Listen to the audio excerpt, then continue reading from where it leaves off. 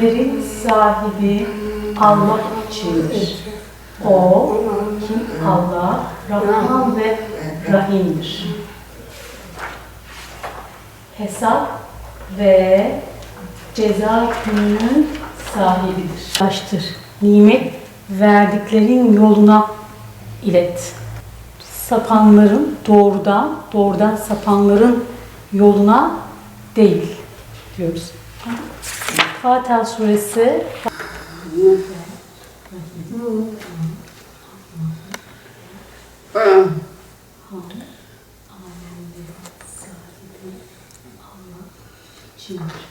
Allah, Rahman ve Rahim'dir.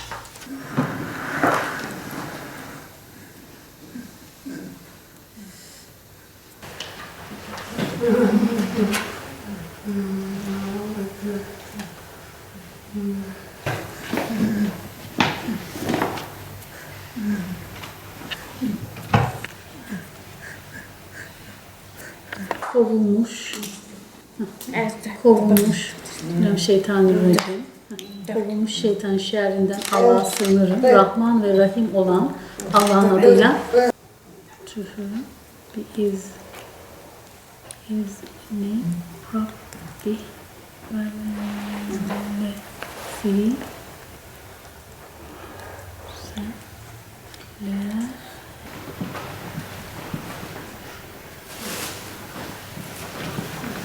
bizi doğru yola ilet. Nimet verdiklerinin yoluna ilet. Allah'ın gazabına uğrayanların ve doğrudan sapanların yoluna değil.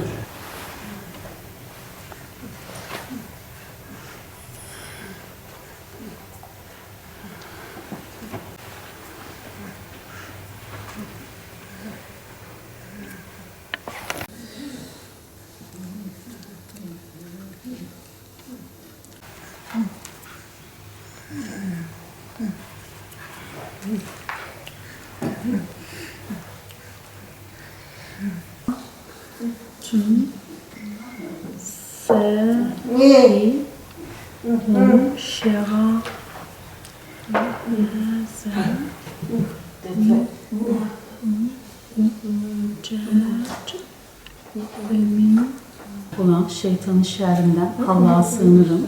Rahman ve Rahim olan Allah'ın adıyla başlayalım. Evvela ya lemmine ennallâhe ya'lemu ma tufsidûn.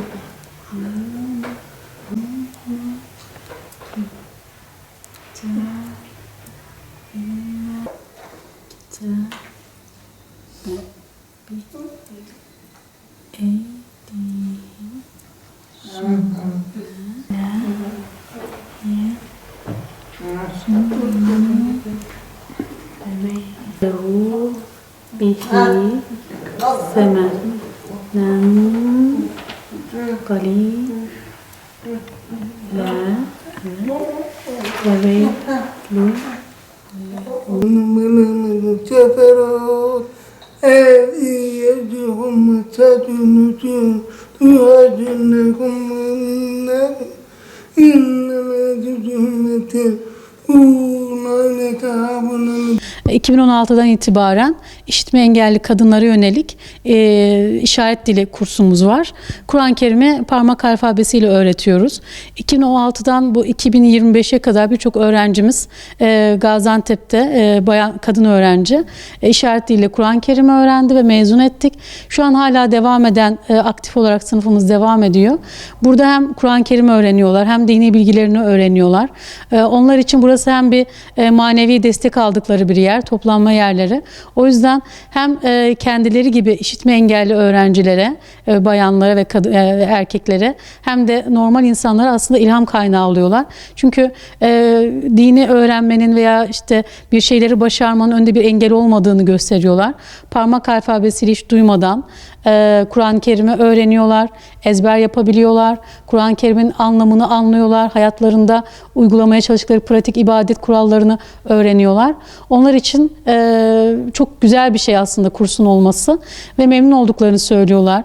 Geldikleri zaman, hayatlarını Kur'an-ı Kerim'i öğrendikleri zaman kendileri için anlam ifade ettiğini söylüyorlar. Bu konuda memnun olduklarını ifade ediyorlar bizlere de. Evet, aslında öğrenmenin hem yaşı olmadığını hem de bir engelin olmadığını bize kanıtlamış oluyorlar. Çünkü işitme engelliler grubunda en zor öğrenen bir grup ama Kur'an-ı Kerim'i parmak alfabesiyle öğrenerek bize aslında bütün engellerin sadece bizim kafamızda olduğunu, hiçbir engelin öğrenmeye, başarmaya engel olmadığını kanıtlamış oluyorlar. Kur'an-ı Kerim yani farklı bir dilde, kendi dillerinde değil, Arapça harfleriyle öğreniyorlar.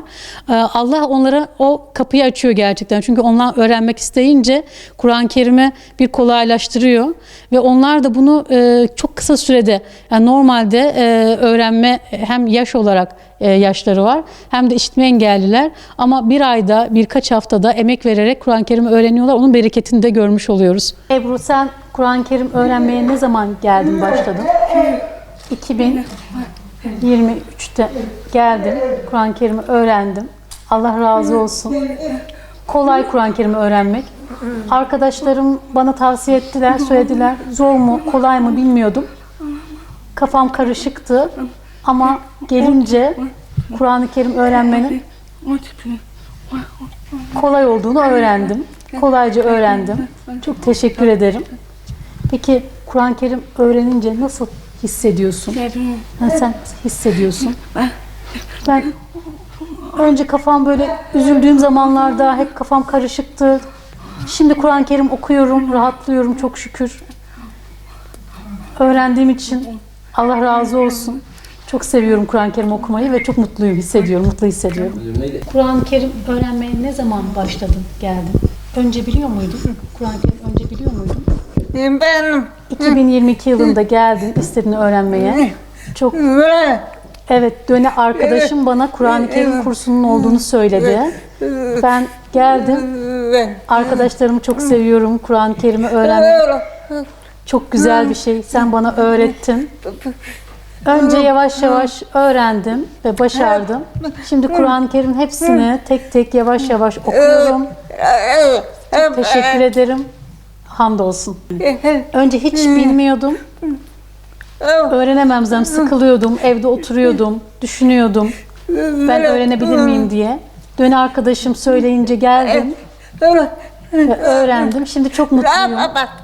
Allah'a şükrediyorum. Teşekkür ederim. buraya geldim. Çok yoruldu ama yavaş yavaş öğrendi. Ondan sonra yavaş yavaş öğrendi. Şimdi maşallah çok güzel olmuş. İyice öğrendi. Harflerle çok güzel olmuş. Ben 9 yıl buralı Uru Camii'ye geldim. Çok güzel onu açıp Kur'an'ı okudum. Hep beraber çok güzel Kur'an öğrendim. 3 aylıkta oruç tuttum. 7 tane bitti. 3 aylıkta 7 tane bitti. Ondan sonra Umre'ye gittim. Namaz kıldım geldim. Allah'a emanet Kur'an çok